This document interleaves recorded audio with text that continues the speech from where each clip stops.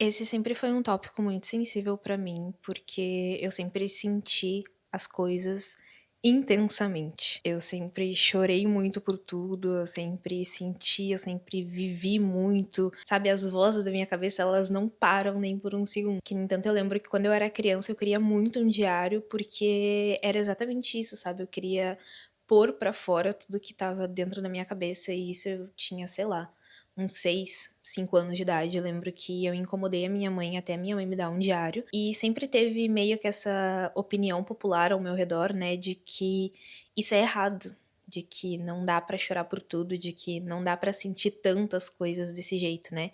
Que essa minha sensibilidade era errada. Tava num grau desproporcional pro que a sociedade aceitava, sabe? Ou aceita até hoje, né? Eu vou falar aceita porque, pelo menos pelo que eu observo até hoje, isso não mudou muito. Então, quando eu era criança, eu escutava isso no meu núcleo familiar. Era todo mundo dizendo que eu não devia ser tão chorona, que entanto meu apelido por bastante tempo, gente, foi manteiga derretida. Na época, o maior problema era chorar, né? E aí, depois, na adolescência, virou o sentir. E quando eu era criança, eu acho que isso me afetou um pouco, porque eu lembro de passar bastante tempo, assim, evitando chorar. Mas durante a adolescência, eu acho que foi onde eu enfrentei o meu maior problema com isso tudo. A adolescência por si só já é um momento da vida onde é tudo muito intenso, é tudo muito grande, é tudo muito imediato. Também é o lugar das primeiras vezes. É na adolescência que a gente se apaixona pela primeira vez, que a gente conhece os amigos que a gente acha que vai durar pro resto da vida, que a gente vai a primeira vez sozinho pra escola, que a gente faz talvez a primeira compra sozinho, que a gente vai a primeira vez no cinema sozinho. É como se a gente tivesse pela primeira vez descobrindo o mundo com os nossos olhos, porque quando a gente é criança, a gente vê tudo muito pelo outro. Então, os meus pais me levam, os meus pais dizem que é assim e é assado, a minha mãe disse que isso tá errado, meu pai disse que isso tá certo. A nossa opinião, quando a gente é criança, né, é formada muito pelo outro. E quando a gente é adolescente, a gente começa a formar, pelo menos a gente acha, né? A gente começa a formar essas opiniões sozinho. Também é a primeira vez que a gente sai de uma fase e entra em outra, porque depois, quando a gente sai da adolescência e vira adulto, também tem uma dor, também tem um nível de dor, né? Também tem o seu luto, mas a gente já passou por isso. A gente já passou por isso quando a gente era criança e foi para adolescente, então a gente sabe que o mundo não vai acabar, é só mais uma fase, é só mais um ciclo se encerrando e outro começando. Agora, quando a gente vai da infância para adolescência, é a primeira vez. Então a adolescência é esse lugar assim conturbado, que a gente não sabe para onde que a gente tem que ir, que a gente tem que escolher um caminho, que a gente tem que escolher sozinho pela primeira vez. E então é tudo muito, muito, muito, muito, muito. E para pessoas que não sejam altamente sensíveis, talvez elas passem por esse momento da vida, né, com menos problemas, com menos dificuldade. Eu passei por esse momento assim, ó, meu Deus do céu, com muita dificuldade. Porque eu sentia muito e as coisas elas chocavam muito comigo, elas batiam muito forte em mim. E ali foi a primeira vez que eu comecei a ouvir também fora de casa que não era pra ser assim. Então já não era mais só a opinião da minha família, era também a opinião das pessoas de fora.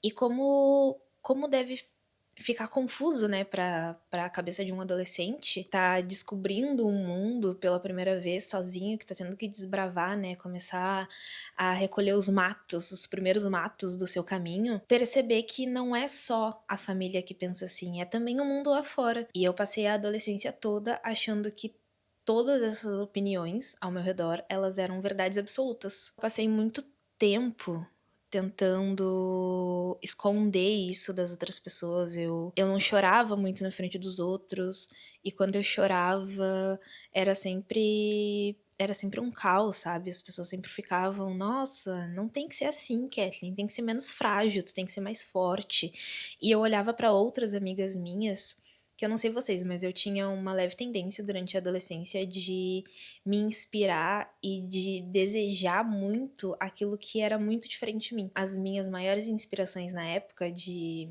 amigas, exemplos ao meu redor, né, na minha bolha, eram pessoas extremamente fortes, eram pessoas que não choravam, que não eram sensíveis, que, sabe? Sabe aquele tipo de pessoa que tá cagando e andando? Eram essas as pessoas que eu queria ser. Só que era uma tortura tentar ser como elas. Porque eu não era assim, tipo, eu não sou assim, eu nunca fui assim e provavelmente eu nunca vou ser assim. Eu acho que conforme o tempo vai passando, a gente vai se desprendendo e se desapegando de coisas desnecessárias, né? Mas aquilo que tu é, tu sempre vai ser assim, tipo, lá no fundo, essas micro características tuas, elas vão continuar sendo tuas. Tu pode melhorar, ampliar, trabalhar elas, mas não tem como negar elas pra sempre ou arrancar elas de ti. Até porque o processo é muito doloroso. O processo da tentativa é muito doloroso, né? Eu tentava muito e doía muito. Olho pra trás e eu percebo que eu passei muito tempo da minha adolescência que eu podia estar sendo eu mesma para descobrir o que eu queria ser. Eu perdi tentando ser algo que eu não era e depois eu já não sabia mais quem eu era e ficou tudo muito perdido. E aí, adulta, eu tive que começar do zero. O que não é muito legal. Primeiro, porque eu já não sou mais adolescente, eu não tenho todo o tempo do mundo disponível pra me descobrir. E segundo, que é difícil, é difícil. Não preciso ficar aqui enumerando, mas é difícil. Eu tenho que trabalhar, eu tenho que pagar minhas contas, eu tenho que limpar minha casa, eu tenho que fazer minha comida, eu tenho que limpar minhas roupas, eu tenho que, tipo, 24 horas não é o suficiente. Para além disso tudo que eu sou obrigada a fazer, eu ainda tenho que tirar um pouquinho ali, tentar fazer com que sobre, para esse tempo que sobra eu conseguir usar para me descobrir. O processo da vida acontece, eu acho que todo adolescente ele se perde um pouco, né, ali no meio do caminho entre o que ele é, o que as outras pessoas acham que ele deve ser e o que ele quer ser, né? E a gente se distancia muito do que a gente é por achar que tá errado, ou por achar desagradável, ou porque não é o mais parecido com o geral, né? Com o padrão. Tipo, a gente não é padrão, então a gente tem que mudar até ser o mais parecido possível com o padrão. E eu digo isso até de aparência, né? Porque nós mulheres, a gente tem essa cobrança maior de se tornar o mais parecida possível com o padrão. Então, para além de eu estar ali arrancando os meus pedaços, né, da minha personalidade para tentar caber na opinião dos outros, do que os outros acham que é certo, eu também tenho que ser magra, eu tenho que ser alta, eu tenho que ter o cabelo comprido, eu não posso ter espinha, eu tenho que saber me maquiar aos 14 anos, eu não posso mais brincar de boneca. E, gente, é assim, ó. Foi um caos. Foi um caos, meu Deus do céu. Assim, se eu pudesse, eu voltaria atrás pra poder viver tudo de novo, né? Porque eu sou apaixonada pela minha vida, então eu queria viver tudo de novo. Mas esse caos eu não queria viver de novo. Não queria nem um pouco. Mas aí eu virei adulta. Eu tentei virar pra trás e pescar, repescar, né, essas coisas que eu tinha tentado cortar de mim mesma quando eu era adolescente. Porque eu percebi que, ok, elas fazem sentido, sabe? Foi numa época da minha vida que eu tava muito insensível a tudo. Não insensível no sentido frio da coisa, mas no sentido de eu tinha me mudado para Portugal, eu tinha conseguido um emprego e aí eu tava tentando trocar de emprego. As coisas estavam acontecendo muito rápido e não tava dando tempo de eu sentir as coisas passando por mim, então eu tava meio que no automático. E eu percebi que talvez fosse importante eu repescar essa minha sensibilidade, né? Voltar a ser a Kathleen sensível, a Kathleen emotiva, a Kathleen que chorava por tudo. Ainda bem que eu fiz isso. Peguei essa coisinha de volta e coloquei em mim e assumi ela, sabe? Vesti a camiseta da sensibilidade e decidi viver a minha vida o mais sensível possível, sabe? E exatamente por isso, porque toda vez que eu era sensível, eu ia para lugares incríveis e eu quero continuar durante a minha vida indo para lugares e momentos incríveis, né? Eu quero viver a minha vida da forma mais fiel a mim mesma possível. E se isso quer dizer chorar por tudo e por nada, então que venham as lágrimas. Mas é muito engraçado como 10 anos depois, porque eu tô com 25 anos, prestes eu ia falar 26, porque eu tô quase fazendo 26, falta menos de 24 horas pra eu fazer 26 anos, e já se passaram pra ir 10 anos desde a minha adolescência. Ainda hoje eu sinto que é, tipo, universal, as pessoas elas não têm uma grande liberdade em chorar uma na frente das outras. Talvez hoje em dia não seja tão ruim como era antigamente, mas ainda assim é um pouquinho ruim, sabe? E aí, esse vídeo é uma proposta de vamos tá mudando isso? Vamos nos permitir chorar e chorar em qualquer lugar, seja numa praça, seja num restaurante. Também tem outra coisa sobre chorar em público, né? Que é quando tu chora em público incomoda muito as pessoas, né? Não vejo as pessoas se incomodando tanto com pessoas sendo felizes do que como se incomodam com pessoas chorando. Tipo, ou elas se incomodam muito, ou elas sentem uma pena muito grande pela pessoa que tá chorando. E, tipo assim, às vezes a pessoa pode estar chorando de felicidade. Nem sempre é de tristeza, sabe? Eu, por exemplo, os momentos que eu mais choro não são por tristeza, é por raiva. A minha demonstração física de tristeza, na maioria das vezes, é o silêncio. Quase sempre que eu fico triste, eu fico muito quieta.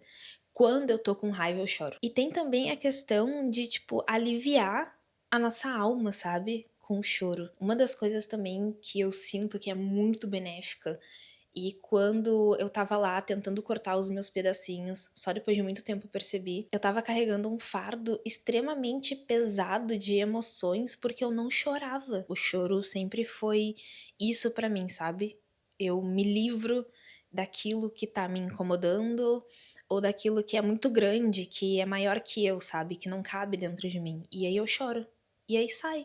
E aí passa. Então vamos tá chorando? Às vezes a gente tá remoendo o que o coleguinha fez há 5 anos atrás, porque a gente não chorou isso ainda.